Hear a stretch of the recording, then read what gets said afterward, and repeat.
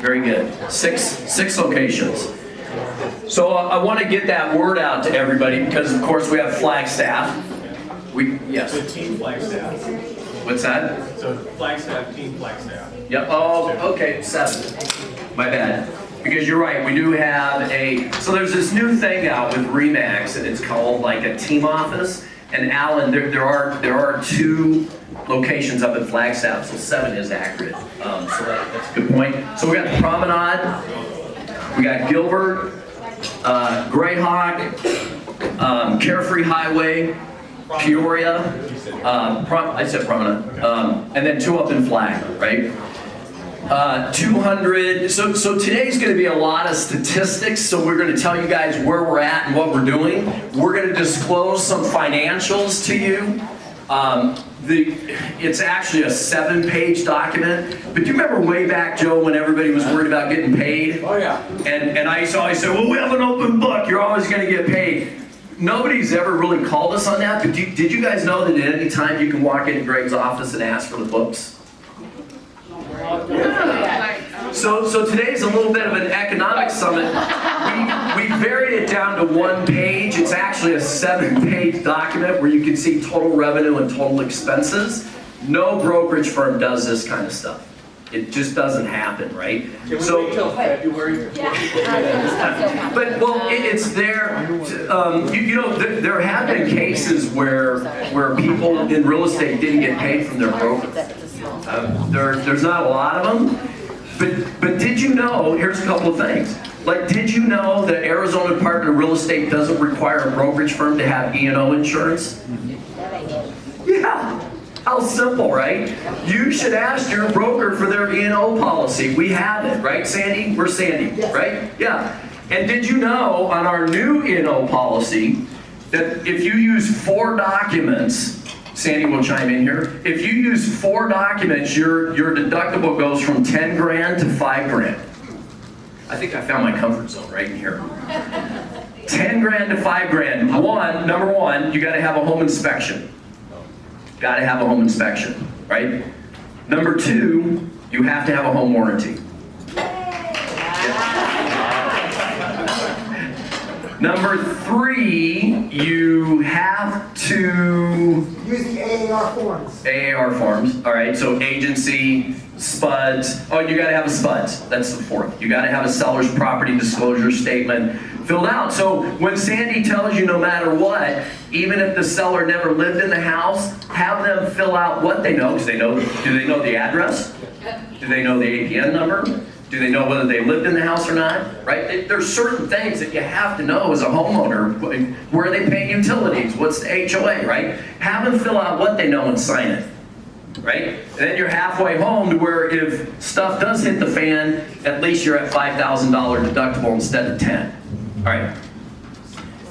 Additional news, we have some new agents in the house. I saw Josh already. Josh. Nice and loud, stand up and introduce yourself. This is your first meeting, right? Yeah, okay, go. I'm Josh Morrison. I'm going to be a business partner with Brad Jensen. I got my license, what was it, October, November? Yeah, this is a whole new world for me. So if you see me around, push me a little bit, show me what's going on. If you have any words of wisdom for me, I'd love to hear. But yeah, that's about it. Yeah, you had 2 appointments last week, right? Yeah. So, Congratulations. yeah, Shilpa, is Shilpa here? I didn't see her walk in. Shilpa, no. Brian Ford. Brian Ford is back. Brian, stand up and introduce yourself. Hey guys, some of you guys know me as the website guy for like the last 15, 20 years, I don't know. So finally I decided to jump into real estate a couple of years ago, and I got pulled back into the tech world, and now I'm back. So I wanted to stay at RE/MAX and put my first house under contract last night. I'm going to go announce the listing that I have coming. The listing's coming, Pinnacle Point condominiums across from the Four Seasons. It's one of the new ones. It's on the 2nd level. All brand new remodels, really, really nice. Has an elevator. He's down. 2,460 square feet. Welcome, Brad. You might as well. Use his damn commercial. Sissy, is Sissy here? I didn't see. Yeah.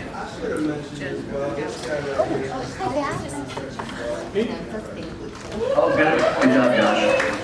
Nice job. Is Sissy here? Sissy, oh, Sissy, welcome. Nice and loud. Sissy Mueller, I've had my license since 2000, I can't remember, 3 or 6, and I've been between mortgage and real estate for so long. I left here with the South Dakota for 5 years and then just got back. So I joined back with Remax, and then I'm on the, under Darren Hacker on the RTP team. Welcome. Tanya Rhodes, is Tanya Rhodes here down at our Gilbert office? Tanya, I didn't see her. Matt DeYoung, I don't know if I've met Matt. Oh, I have met Matt, yes. So Matt DeYoung, relatively new to the real estate world. Just got my license in October. Kind of hesitated for a little while. I want to make sure I pick the right brokerage, and here I am. Glad to be a part. Welcome, Matt. And then Lynn Smith on the FERC team. Is Lynn here? Lynn? No, Kelly no Lynn. McQueen. What's that? Kelly McQueen, where are you? You're here. Oh, welcome, Kelly. Thanks, Sandy. Kelly. Hi, I'm Kelly McQueen. I actually was with Remax Technologies years ago. Happy to be here with the new improved version. That's great. I'm also licensed in California, so if anybody has any questions about California, because I'm still active there. So, anyway, I see a lot of familiar faces, and I love to meet everybody else that I know. Welcome, Kelly. Who else is dual licensed in multiple states here? Who else is Yep, Sissy, what others? South Dakota. South Dakota. Anybody else? We're seeing more and more of that. All right, got a couple of quick awards. Joe Zabo, 20 years, baby.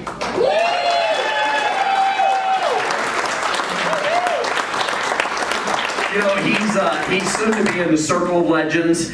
Don's already in the Circle of Legends. Helen Hilling-Cass is in Circle of Legends. Go round. Yep, in the RTT group. So that's 20 years at 20 million, and you're going to hit it any day now, right? 10 million. 10 years, 10 million, right? Don is in the 20 years, 20 million. Yeah, so, The luminary. okay, so this is crazy. Don's getting an award that they don't even have a name for yet. They're working on it. Yeah. So I go to Nick Bailey. He's back. The Century 21 CEO is now back with Remax. Got some great stuff from him. So I go up to Nick and I'm like, Nick, Don's getting an award 30 million in 30 years, I believe, or 20 million in 30 years, Don. 30. They don't even have a name for the award yet. So maybe they'll name it Don Matheson.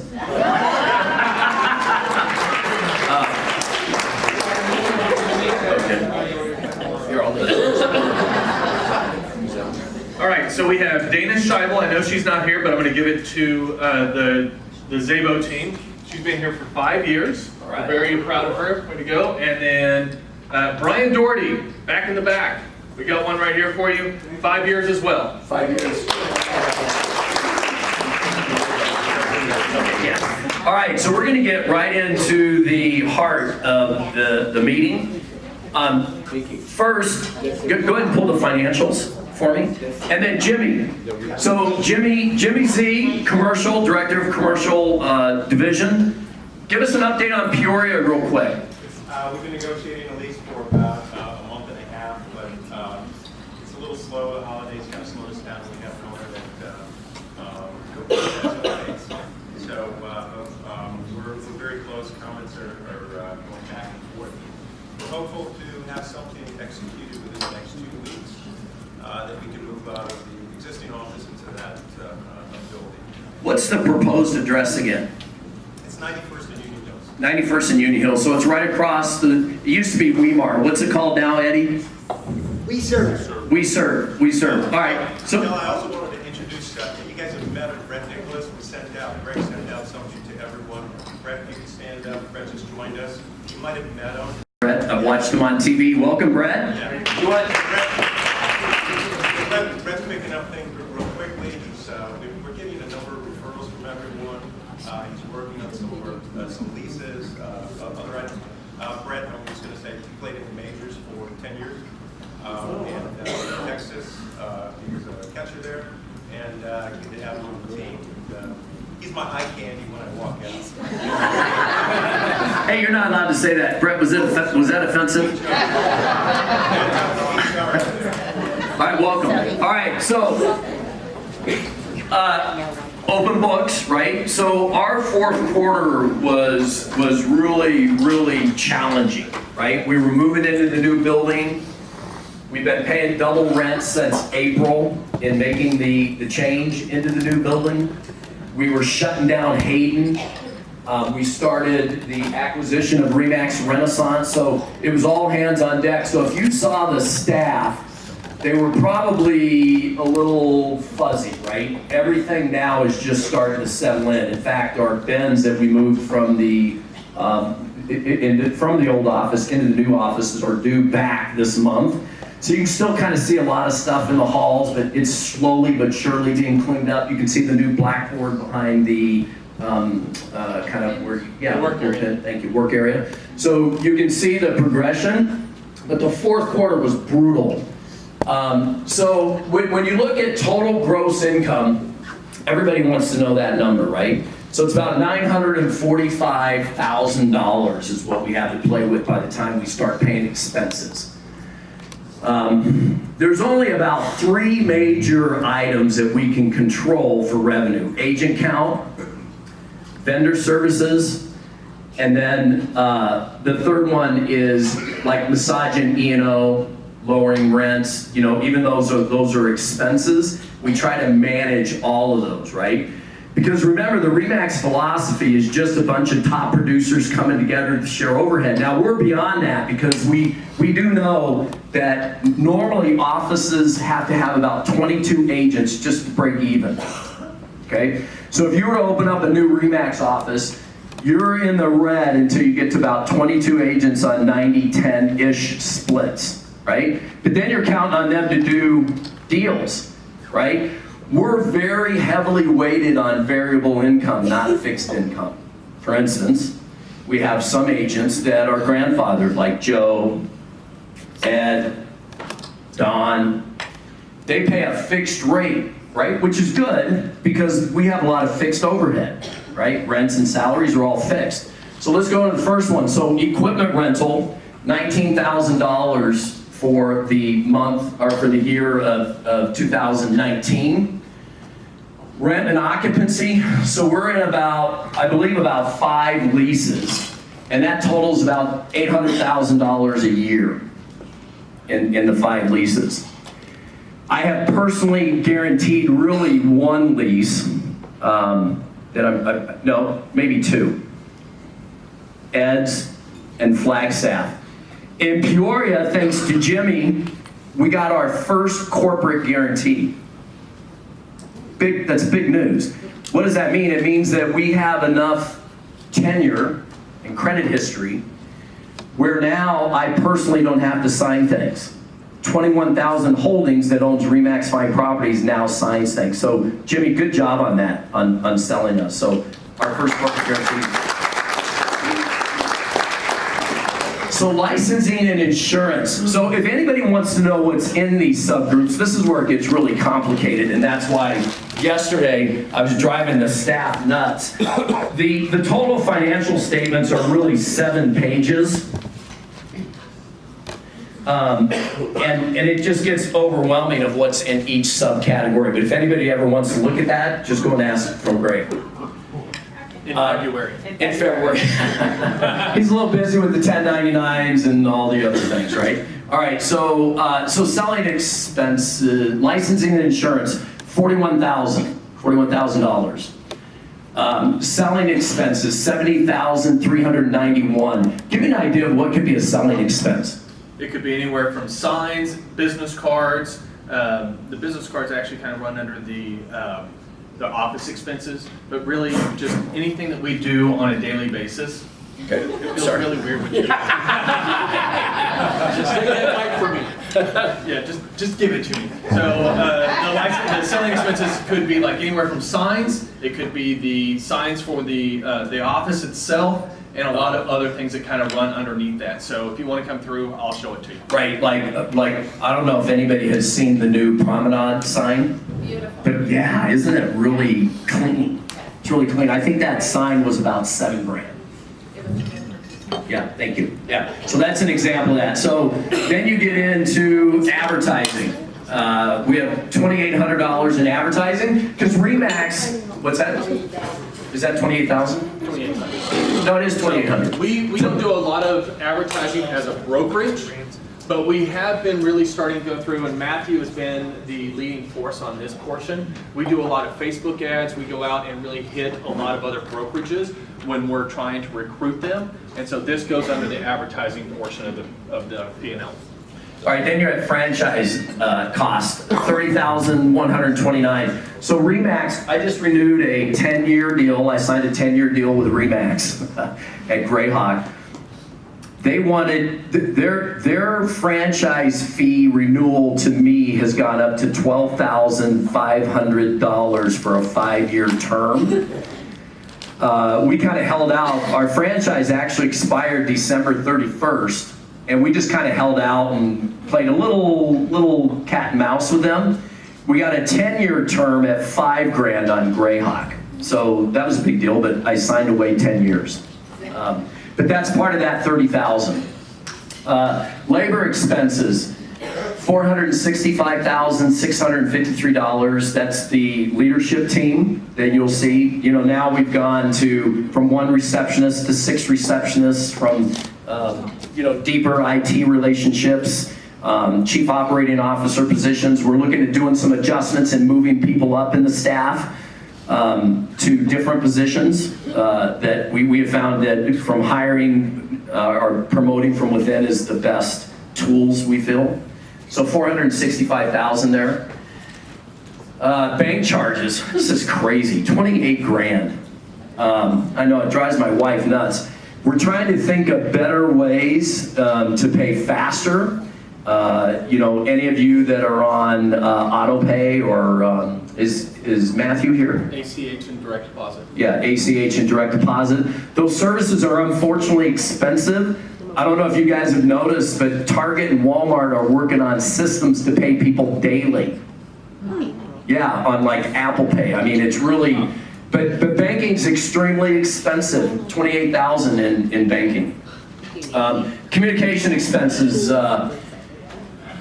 Cox Mega Service, landlines, all kinds of communication expenses, wireless internet, 35 grand. Phone and internet. Office expenses and supplies, 181,000.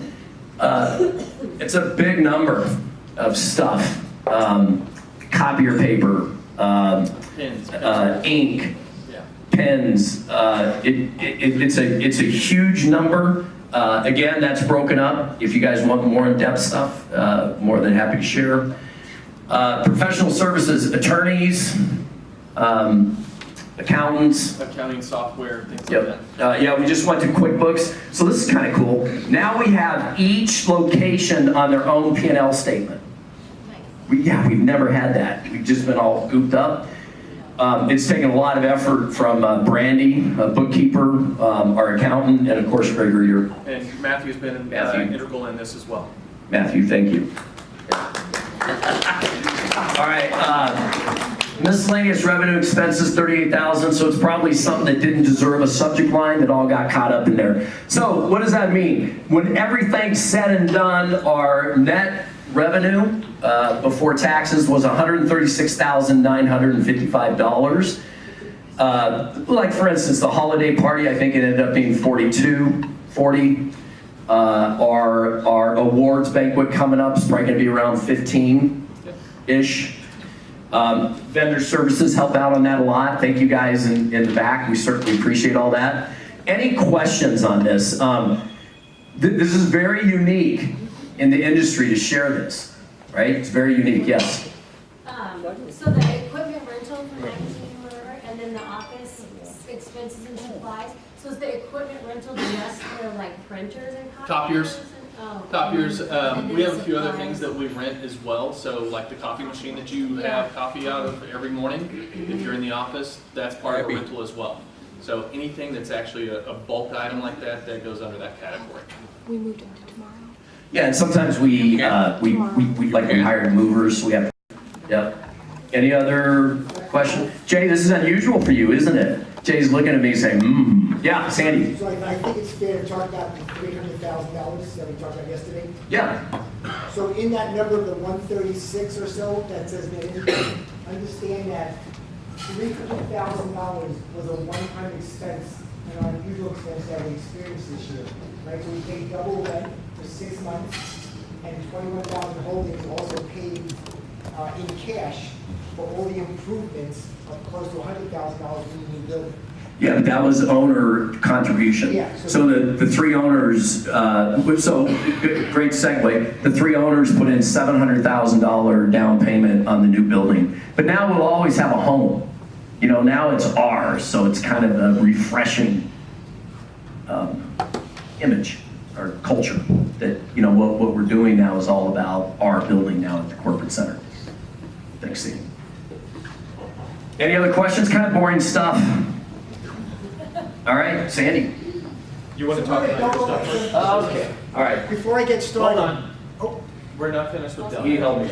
All right. So on your desk, you'll find this is my business planning stuff. So at 10 a.m. on Thursdays, every Thursday I have business planning. First thing you'll see is what's called a buyer's interest profile.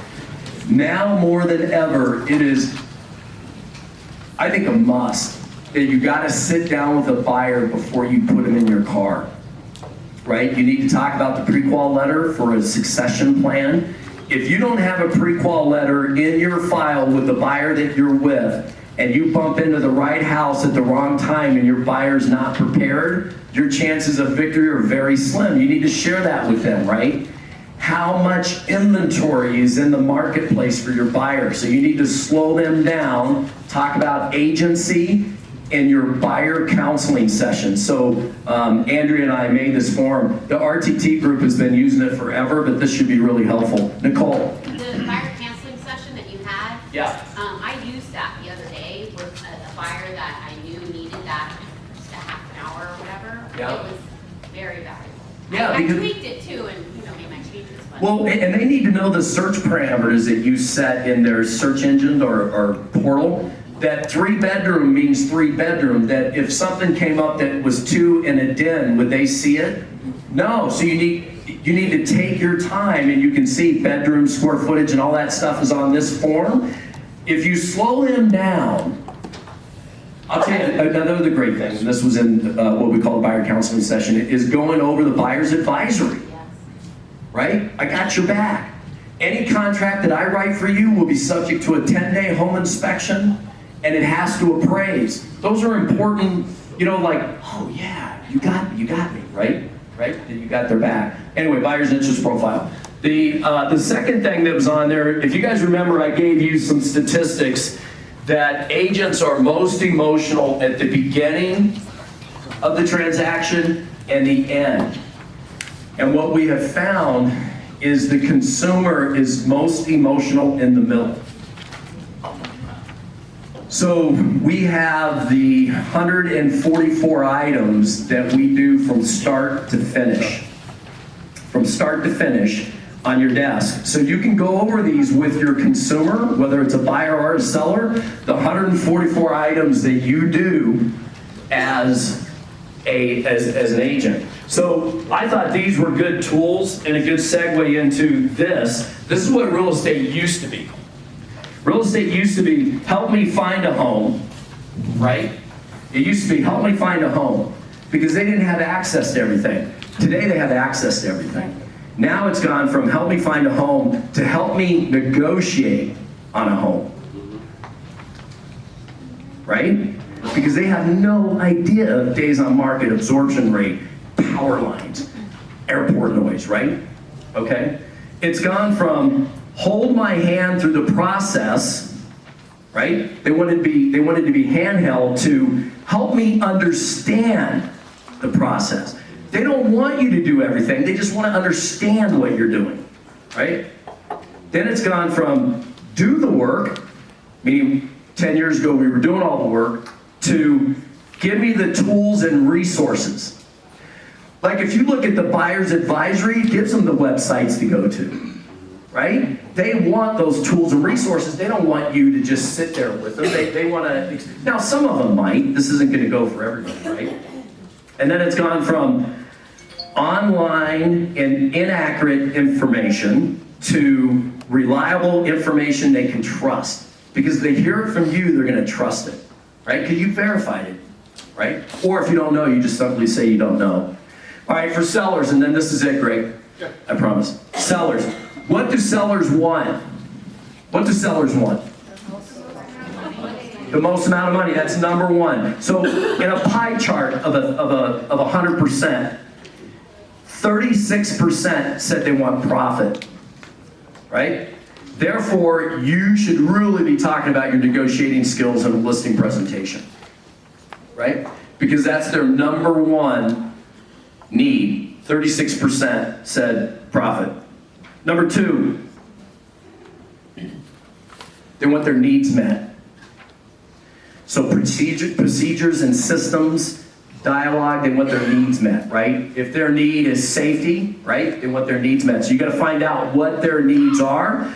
So one of the first things I ask in listing presentations is, when was the last time you sold a house? That's important nowadays because a lot has changed in the last 5 years even, right? All right. And then they want speed. So 27% want needs met, 18% want speed. DocuSign, easy access, right? And that leads me into number 4, which is seamless. They want a seamless transaction. 12% want a seamless transaction. So those are good goals for 2020, right? You need to place those seller needs into what your listing presentation looks like and discuss them. And then remember, we're most emotional at the beginning and the end, and theirs is all about the middle. Theirs is all about the middle. 2020 is going to be great. The Wall Street Journal said that housing will lead the economy in 2020. Everybody's in. Inventory will be the key, of course. We're in a month-and-a-half supply. I'm not telling you guys anything you don't know, but you need to fight for that sign-up and that listing. And then this year, your chances of double signing, I think, probably will double. Meaning whatever you did last year, if 8% of the deals were that you double-sided, I think it'll be 16%. Meaning you will double on double sides. Wow. Because there's a lot of sign calls and people are going direct, so inventory is going to be crucial.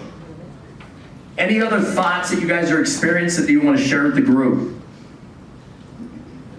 Pretty quiet crowd, yeah. Oh, by the way, congratulations. What I do? You are now the tour director for Desert Ridge. Oh, yeah. It's a congratulations.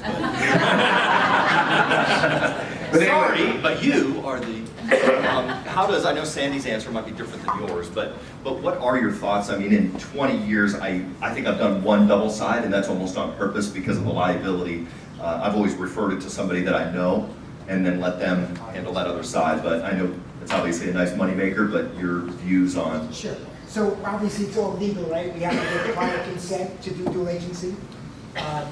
So I'm really big on checking the paperwork. So for example, you put a listing into SkySlope and you do your agency disclosure and you just check the box that says, I represent the seller exclusively.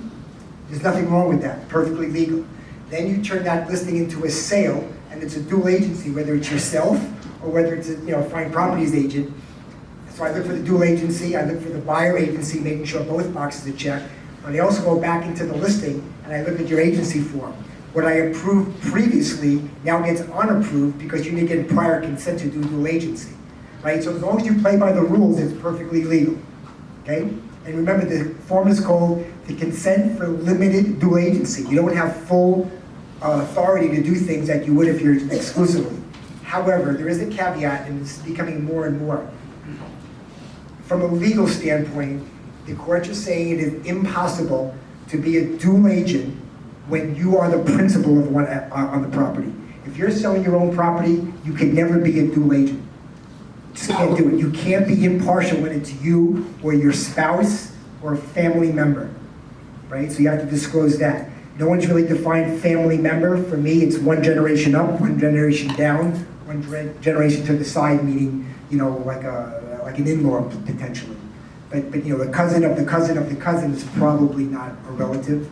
So when you have those questions, just call me. It's a real tricky thing. If you play by the rules, it's fine. But once things go bad, then you get yourselves into trouble. Sandy, are you saying that we need to get the dual agency and upload it to the listing before we open it as No, it's just on the agency form. The question was, do you have to have the dual agency signed at the time of listing? No, you only get it you get the dual agency signed at the time of a contract. But the agency form simply says, Mr. Seller, represent you exclusively as the seller, or I might represent you as the seller, but in the dual agency situation, right? Because Commissioner's rule says you have to get prior consent. So just, don't raise your hand, but if you're the ones that I send back and said, now that you're a dual agency, you have to check the box on the listing side because you didn't do it at the time of listing, then you get it and you just check the box without the seller's initials, right? I don't think that when we get audited, they're gonna actually start looking at dates. I think they're just looking at paperwork. But if you really want to do it the right way, you should get your seller's initials because you just changed the document that the seller didn't initial, right? So, but at the time of listing, it's just that form. And then if you're into a dual agency, then you do the dual agency form. Yeah, like I'm in a dual agency right now with Scott Harvey. Where's Scott? Right here. Yeah, so remember, dual agency isn't only you, it's anybody at RE/MAX Fine Properties, right? Not at a competing RE/MAX, right? But let me go a little bit into business development with Scott here. So Scott, to give you an idea, you and I are in that deal, and then I had Fidelity pull me a list of the 20 homes around there, right?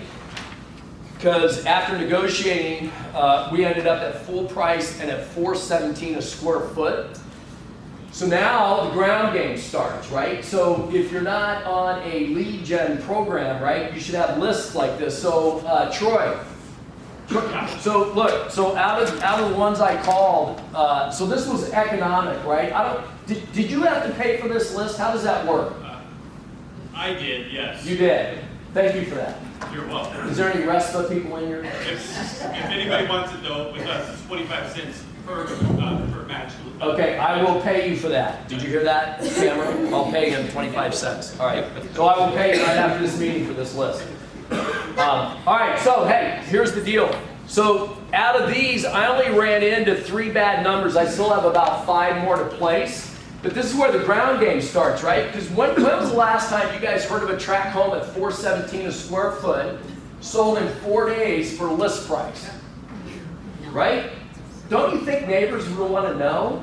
So you can see on certain ones of these, I highlighted the square footage because they have the exact same model. So this is the ground game that you guys will hear me talk about a lot. Because for every one listing right now, I believe you can reproduce the same listing in the same neighborhood by doing a ground game. And thank you for this, Troy. It was accurate, way better than the last one. And the yellow spots are spots that he, for some reason on this call log, was highly probable, and I found that to be accurate.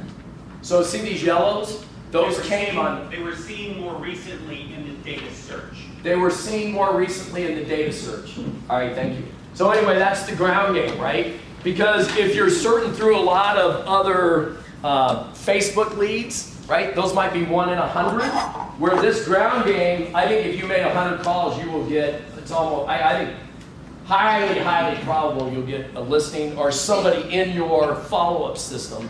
Another thing we'll be talking about at business development already this year, not only 2020 goals, not only the buyers counseling session, but also Melissa Dirks had a session on CRMs, right? Because if you don't have a CRM, you're way behind. You need to be putting somebody in some type of incubation system. And RE/MAX has one automatically in your lead stream. Is that what you're using? How's that working for you? The initial setup has been challenging. I need lessons. Did you do an Excel spreadsheet, or what do they call it, a CSV? Yes, CSV. Did you do it, you did that? So the contacts went in there easy, and then what are you finding now? Well, I haven't had a chance to just play with it recently, so. Okay. If all your contacts are not in Remax.net at this stage, you need to get it done, because that's going to be a transition into Booge, which is behind. There's no other way to say it. They're just behind. It's it'll continue to get better, but they're behind. Okay, Sandy. Can I say something really quick? So, as you guys know, that the staff is pretty much, we get there as early as some of us at 7 o'clock in the morning, and we usually stay till 6 o'clock at night. The reason we're so successful as a company is that I was walking through the building yesterday afternoon towards the end of the day, and I hear people on the phone. They're just calling, talking to people, talking to their past clients. They're looking out for those new leads. This morning I'm in my office. It's completely quiet. Everybody has already left. Matthew was already doing some stuff trying to get ready for this. He was up front helping Jennifer. I hear another agent that's just down my hallway on the phone following up with one of the clients. You've got to do it. You may not like the calls, but you've got to do it. And that's the reason Don and some of the other high producing agents do that, is because they're on the phone making contact or following up.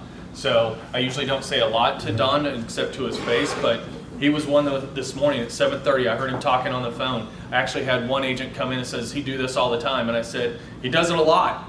So if you want to be successful, you got to use the phone.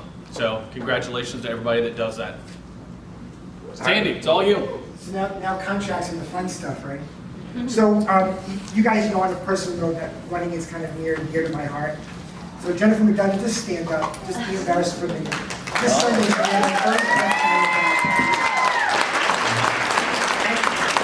and here's the backstory that you don't know. Andrea Tucker, stand up. Yeah. So Andrea not only trained her, but in the world of running, when you run with somebody and pace them at their pace and not running your own pace, that is a really hard thing to do, mentally and physically. So, well done for both of you. And, you know, Jeremy Brown ran. If you know Trevor Murphy ran, and Grant McKenzie did not run. He was scheduled, but he did not run. Gabe? No, not this year. Well, anyway. Congratulations to all. Everybody needs support. Near and dear to my heart. Okay, listen. This is the boring stuff, but important. Zip forms. Let's talk about zip forms. I'm going to talk about it in a second. So you all know that zip forms is still around. It's still available to us from an NAR membership benefit.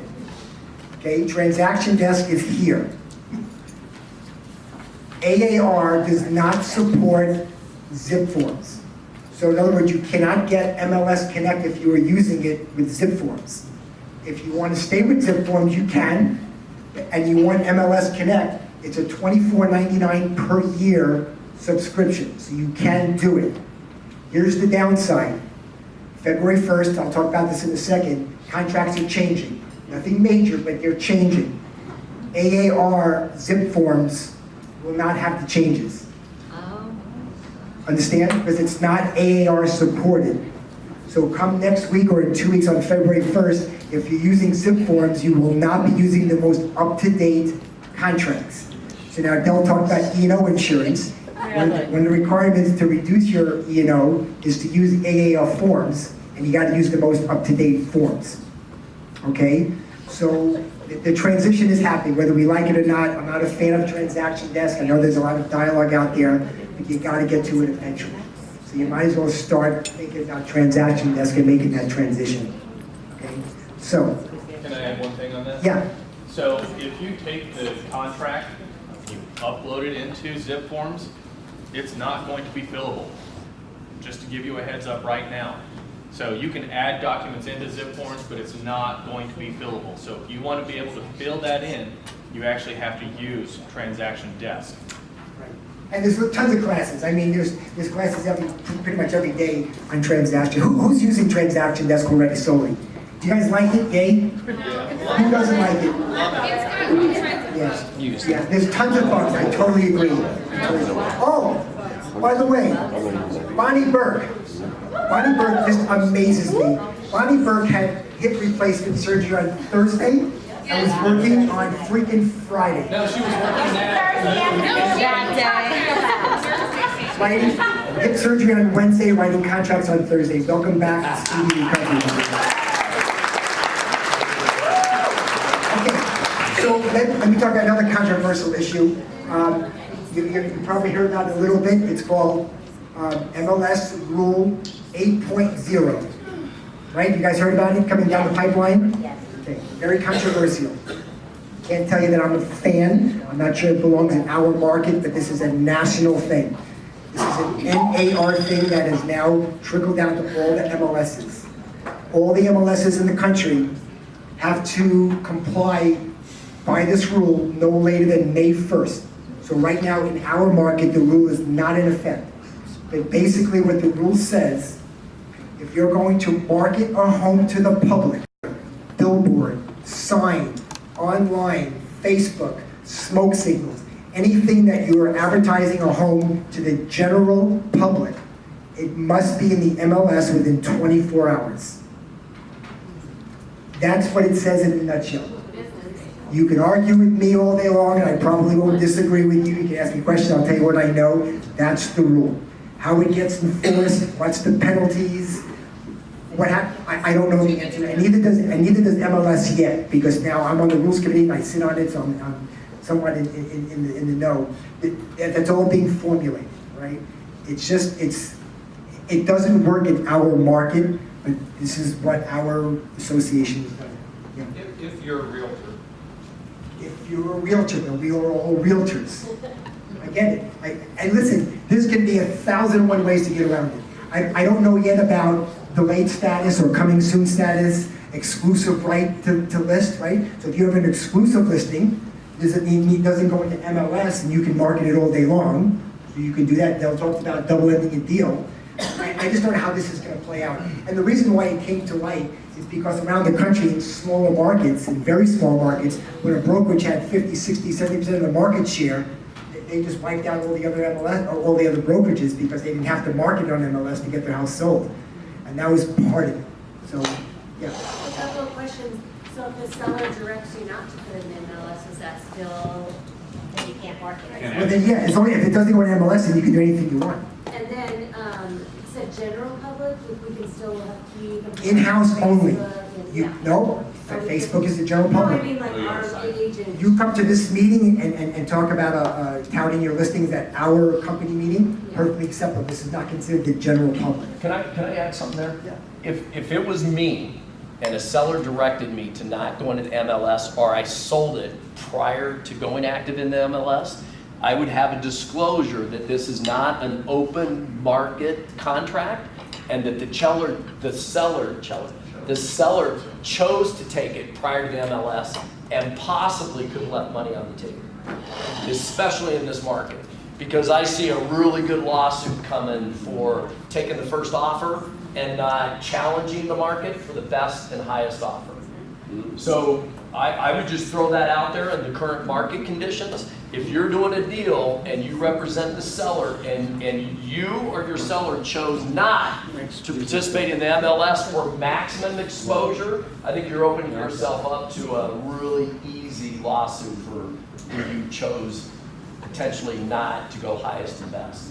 Sandy, Does just everybody remind understand? everyone, oh, I'm sorry. Yep, that's Just right. remind everyone, if it's on Friday, next business day is Monday. Correct. So Joe said that if you list a house on Friday and market to the general public, the next business day is Monday. And if it's a holiday like yesterday, then it becomes Tuesday, right? So here's some things I'm hearing in the industry.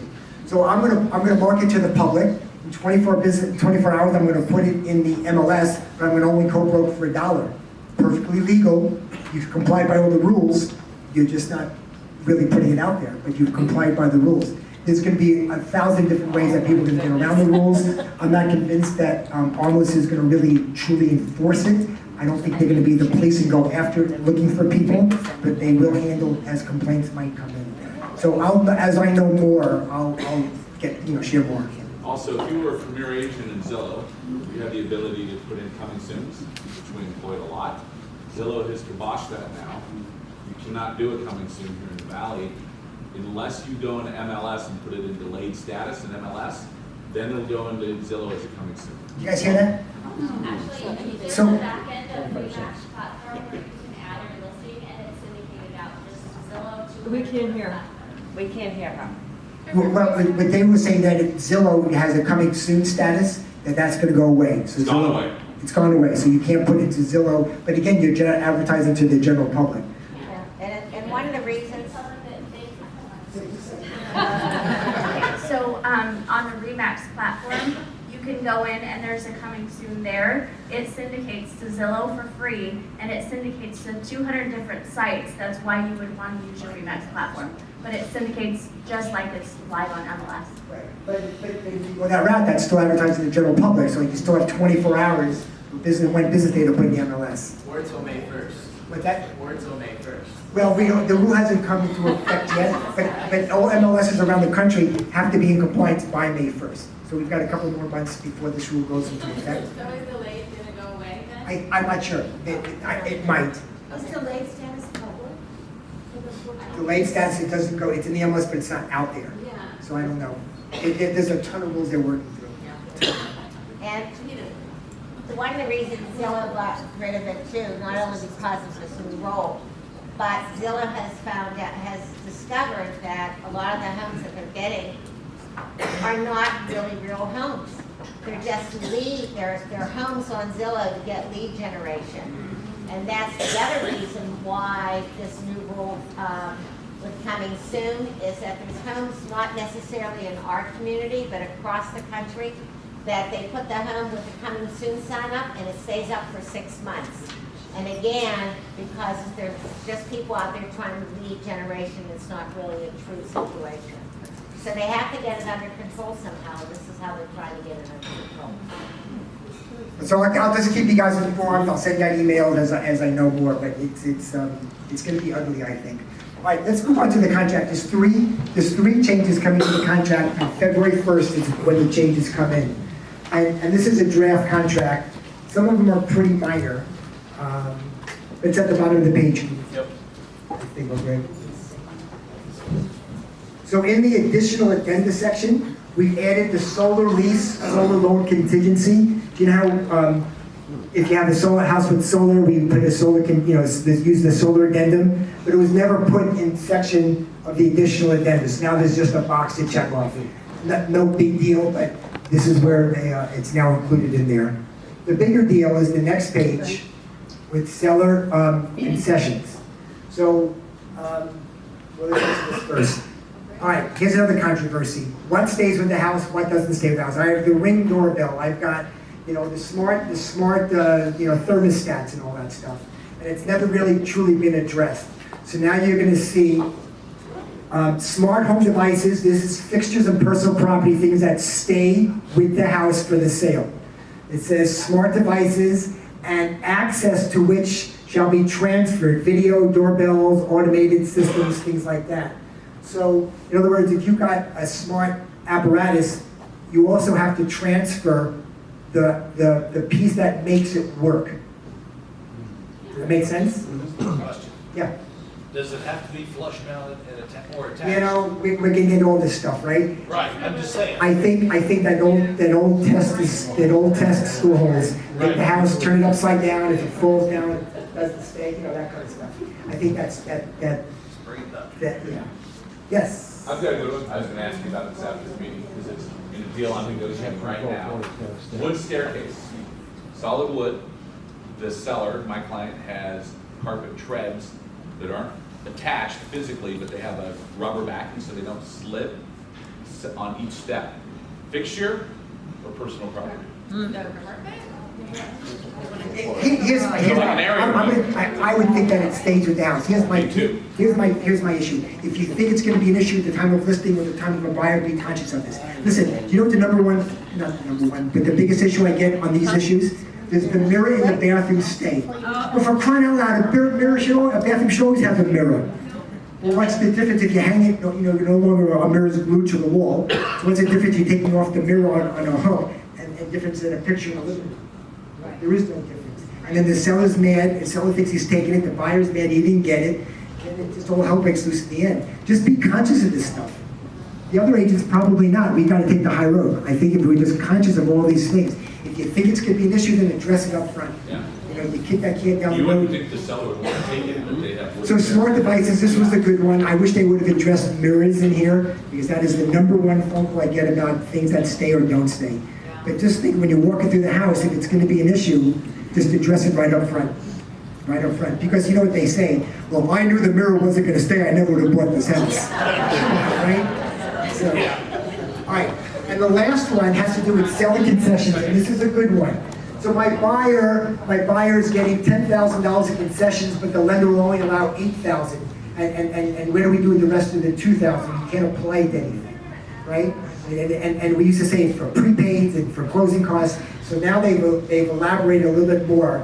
And what it says is that the seller will credit buyer either a percentage of the purchase price or a dollar amount.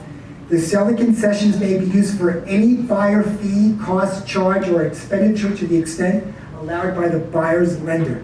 So now you're not specifying that. You're not specifying. So now the question is, what becomes an approved or accepted lender expenditure? And I'll let you guys answer that question a little bit later. But some issues came up. So I got $10,000 to spend, and all my closing costs are $2,000 or $8,000. There's $2,000 left over.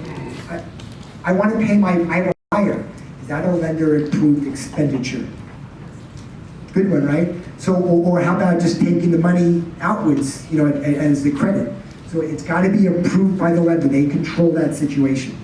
But this was a good one. They finally just widened the area, so it just didn't say closing costs and prepaids. It's everything. Questions on that? All right. And my last caveat. Jamie, Greg, me, and Dell will never, ever, ever, say it with me, never, never send you a text, an email, ask you to buy gift cards, I need a favor, go to the store, call me. We will never do that, ever. You know, I'd like to think we're all smart at it, but I'm telling you, it's out there. This last 2 weeks, it's been a nightmare. We will never, ever, and if you're not sure, if it sounds legit, you call us. And don't call the number that came from the text. You have our number, call the office and have the office connect us. We will never, ever do that, ever. I had the best one last night. I'm actually in a meeting with Dell. I got the text message from Dell saying he needed help. I'm like, really? Yeah, I'll be glad to help. And I just played along with it for a long time until I told them they were a stupid ass and they should get a real job. But I probably had them going on for about 30 minutes on trying to meet and trying to go to the office, or I can bring it to your house, you know, different things like that. But it was hilarious. I was actually in a meeting with Dell when I got that text. I got a text and I knew right away it wasn't from Dell or you, it was from another realtor telling me to pay for something for kids because he couldn't do it. And I sent it to Linda. Linda ran and he got it as he was walking into Greg's office. Greg got the same text. I said, oh, they're out there again. And especially when it says, Sandy, she needs your help. She, right? Think about that. So you'll not get anything from any RE/MAX owner, RE/MAX, office manager, anything like that through text. Do you guys want to know about it even after you sent out an original? No, Sure. it's not necessary. I mean, Sure. we're just trying to let everybody know that the different ones are there. So, fortunately, I guess I'm not high enough on the threshold yet to get my name sent out there. Which I'm okay. But Dell, Jamie, Sandy have all been gone out. We've got it from Frank Russo. We've got it from Howard Lane yesterday. So, any of the other RE/MAX owners are never going to reach out to you because you're not their agent anyway. So, it's all scam. Did everybody, wait. Go ahead. There is one going around from Amazon to call this number to Or the confirm link. your delivery. My clients, who are extremely smart, savvy people, called that number. And what happened? They said they ordered $43,000 worth of TV, this, that. Go to Safeway and get a gift card from them. We were showing them the house. I said, what are you doing? They left to go to Safeway, and then they realized, what are we doing? This is a scam. Well, here's the thing. So this first happened several months ago. There was an agent in Flagstaff, who's got a heart of gold. And she really thought she was helping Dell out. And she went to Target, she got the gift cards. And she did exactly what the text said. She really thought she was talking to Dell. She did it again. She went back a third time. And the lady at Target said, are you sure you're not getting scammed? And it came to be that, it was $800 that she lost. The company gave it back to her because she was doing it for what she thought was the right thing to do. So as much as we think that we're smart sitting here today, I'm not gonna get scammed, there are some really sweet, good-hearted people that really think they're doing the right thing. You just have to be just a little smarter than that. All right, who got a text message this morning about the meeting? Okay, if you didn't get a text, you need to check in with Matthew or Keith to make sure you're on a text string, because that's the way we communicate nowadays, right? Emails are becoming obsolete. 74% of buyers respond to texts. 74% of buyers respond to texts, and video texts are huge. Video texts are huge. You're going to always hear me now say call, text, door knock, email, video text, right? Video text. Hey Brian, how you doing, right? Or hey Don, how you doing? Whatever that looks like. And don't worry, your voice, yeah, everybody has one, right? Everybody's like, oh, you sound good. Well, that's the way I sound, right? So everybody worries about what they look like or what they sound like, but everybody has those little quirks. Get over it, because this is the way things are moving, right? All right, our next big event will be our Sells award banquet, March, to be determined. Probably will not be on a Tuesday, because we're going to need a pretty good venue, and I don't know where it's going to be, but it'll be in March. Don't forget about R4, coming up at the end of February. 24th to the 28th. Sandy will be there. Sandy will host a dinner for those of you who go. We did ask a couple of RE/MAX Fine Properties agents to do breakout sessions, but they all declined. I think they want to go there and just, meet and greet. So R4 is a big deal. Great. Well, they're there really to soak up in the information as well.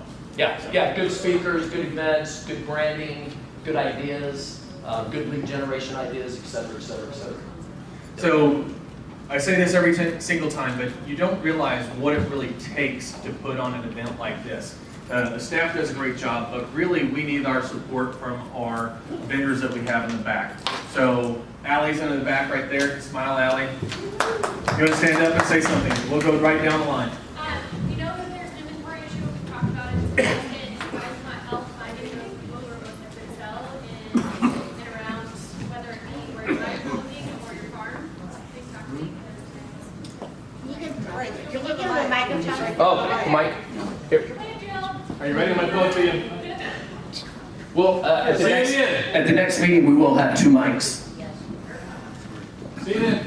Hi. Sandy's right. CNN Mortgage. Don't have a lot to say today, but seems to be the theme these days is first-time home buyer seminars. So I've put together a couple of first-time home buyer seminars that seem that the agents that are reaching out to that demographic, they're getting 10, 20, people that I've been, doing seminars for. So if you guys think of anything like that, want me to put anything together, please give us a call, and Jackie too. Thank you. Get your move on. Hi everybody, Wendy Cracchiolo with Get Your Move On. Happy New Year. And we're the greatest moving company in the world, and that's what we're working towards. And we love when we get calls from agents who need help with downsizing or right-sizing. And Derek and I have started a program. It's free. Call us. Heidi called me the other day, and I hope I helped her with her transaction or getting closer to a listing. So we're A to Z moving and storage, and don't hesitate to call us if you have any questions. Derek and I say if we're awake, we're working. So give us a call. Thank you. Old Republic. All right, AJ, I'm sorry, I didn't see you back there. Good morning, everybody. Allie Jennings with AJF Inspections and Engineering. Happy New Year. New for us with the start of the year, we do offer our recall check and free warranties with each inspection. So our 5-year roof protection plan has been great. We've had a lot of rain this winter and season, so we've had a lot of clients actually get their few $1,000s for roof repairs. That was free with the inspection. And then new as of January 1, the 6-month structural warranty is actually now a 1-year structural warranty. So there's higher coverage limits on that. So anyway. That way. Good morning, Tara Carter, Old Republic Home Protection. Thank you guys for all you do. New year, a new plan is coming out, so look for your emails to come across. We have a great new plan coming out, and it will be in effect February 1st. So please call me with any questions. I'm always here to help. Horizon. Hi, Dennis Notley, the owner of Horizon Inspection Service, and we've had an opportunity to work with many of you over the past year. We've been with you for a year now. We've been doing this for 21 years now. When you get to that place and you get that contract signed, you need an inspection, give us a call. Our service is going to be personalized. It's going to be a great inspection. We're going to take the time to do it right. I just want to introduce Bev. She's our marketing director, and you might be connected in the process. Thank you. Have a happy New Year. Fidelity. Hello, Troy Peterson, Fidelity National Title. For Sandy and all the Transaction Desk fans, we actually have a class tomorrow morning. If you want to come, even if you don't like it, you have to move on. So tomorrow at our corporate office, 9 to noon. If you're interested, let us know. And now for the newbies. Feels weird sitting on the back of the room instead of the front of the room. But You were always on the back of the bus. I know, I'm always at the back of the bus anyway. By the way, if anybody hasn't seen our referral cave, that Dell and Sandy and the whole staff was gracious enough, as you guys know, a lot of you know we were looking to have to move off site, and we were really sad about that because it's kind of our team, this is our family. And when I was meeting with Dell and Greg and Sandy came up with a plan to keep us on site, we were thrilled. We thank you guys for that because it's so great to be part of that family as well. You know, we wish this was the only office that we service, but of course, on the relocation business, profits aren't high. We're dealing with about 10 offices right now, which leads me to some great news. For 2019, we just did our numbers, and we wanted to say thank you to you guys, our top RE/MAX Fine Properties, including our wonderful Flagstaff office with the support from Jamie and now Melissa Dirks on our East office. We were, RE/MAX Fine Properties is one of the top 3 offices, and so we wanted to present this trophy that we'll leave at the front desk. Thanks to all you guys. I wish I had time to call so many of you out personally because we have so many agents here who use our service, and we're so grateful. And we're so excited. Stop by the referral cave, have a beer. I know Greg has. You can see our dog, Whiskey, and that's the lady. I grabbed it and took it to my office. That's true. That's true. But anyway, so thanks you guys, and we're excited to still be part of the team. So fun seeing Frank on this side of the table. Love it. I was welcoming him to the dark side earlier. Come back with us. Ben's Bias, Fairway Mortgage. Rates are really low right now. Tell your buyers take advantage of them. Hopefully they stay low. It's an election year, so we'll probably see that continue. But take advantage while you can. We just locked a jumbo with a point at 3.375 on 30-year fixed. So get it while you can. You know, but even the high loan amounts, we do low loan amounts. We're with first-time home buyers, a lot of different products. If you guys need a second opinion, we're available 7 days a week. Please give us a shot. We appreciate it. Thanks. Good morning, Rebecca Newsnick, Allstate Insurance. My agencies are growing again. I now have 8 licensed agents that are here to help you guys with anything that you need. Thanks. Good morning, everybody. Just a reminder, Mary with Fidelity National Home Warranty. If you have seller concession money, don't forget that you can do a 2-year home warranty. Give me a call and I can give you a quote on that, but a lot of times you guys have extra money you need to spend. I wanted to take a minute and let my peers introduce themselves, because even though I act like I own Fidelity, I don't, and there are other people out there working hard, so. Good morning, Patty Hackman, Fidelity National Home Warranty. In fact, I celebrate my 20th anniversary with Fidelity in April. Anyway, I just want to say thank you. I serve the West Valley, and have been working with that group of people for a long time, so I'm really excited about this opportunity for them and support them. So thank you very much. Good morning. I'm Charlotte Taylor, obviously with Fidelity Home Warranty, and I territory is Central Phoenix at the Flagstaff, and I'm just excited to be here, so thank you so much. Happy New Year. Good morning, Julia Walker, Fairleigh Independent Mortgage. Happy New Year. Some positive changes so far this year. We've seen conforming loan amounts increase to 510,400. So that really helps people that are trying to stay out of that GEMBO guidelines. And FHA loans are now 331, like 360.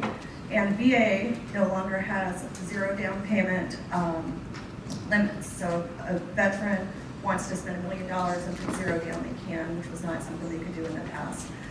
One thing that I do often when we are running into higher credits than closing costs is you can pay future HOA dues for up to a year, and a lot of times I'm able to utilize those additional funds for that purpose as well. So again, reach out. It's always a pleasure working with you guys, and Happy New Year. Julie. Good morning, Julie LaRosa with Stewart Title. Happy New Year to all of you. Thank you for the opportunity to work with so many of you in 2019. A couple reminders, we have a great program called Stewart Select for your luxury buyers and sellers. We have a special program for them going through the escrow.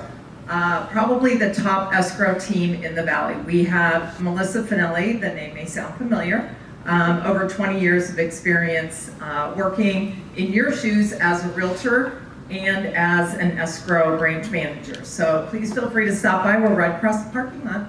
Have a good one.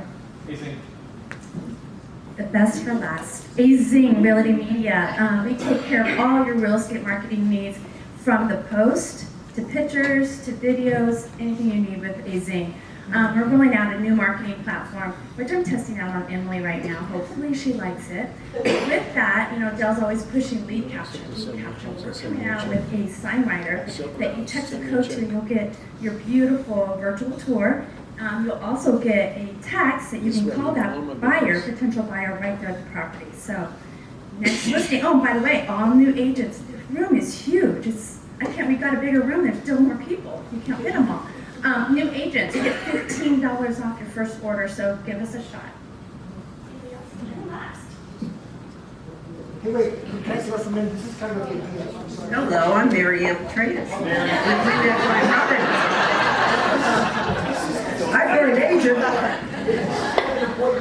So you said that a buyer gives it a seller gives a buyer $10,000 in concessions.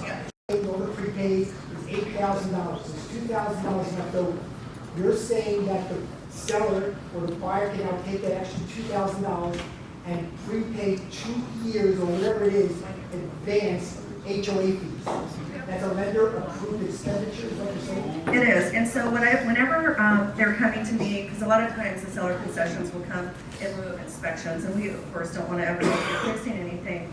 But I always have them write this in there. The title companies will want that, is don't just have credit in case you do run into an overage, say, to credit towards buyers' closing costs, prepaid items. I always have them write in future HOA dues, because if we don't have that in there, the seller can say, I didn't agree to pay that, then they want the rest of the money back.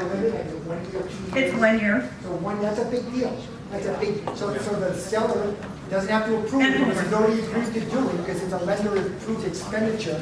But if there's extra money left over, the buyer can apply to 1 year's worth of HOA fees, and that's a big deal. All right, hey, Bill, anybody here from Flagstaff? Anybody here from Flagstaff? Okay, Jamie, I just want to make sure you two connect. Anybody here besides Eddie from Peoria? West Valley? Yeah?